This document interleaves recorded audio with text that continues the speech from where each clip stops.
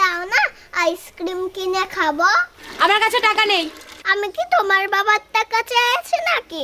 আমি তো আমার বাবার টাকা চেয়েছি। কেন, তোর বাবা কি লাখ লাখ টাকা দিয়ে রাখিস নাকি আমার কাছে? তাহলে তোমাকে আর এই বাড়ি থাকতে হবে না, তুমি বাপের বাড়ি চলে যাও। তোর বাবা না আমারে এমনি এমনি নিয়ে আসেনি, আমারে বিয়ে করার জন্য 5 লাখ টাকা 3 ভরি সোনা একটা বাইকও নিয়েছে। ওইগুলো ফেরত দিতে বল, আমি এমনিই চলে যাচ্ছি।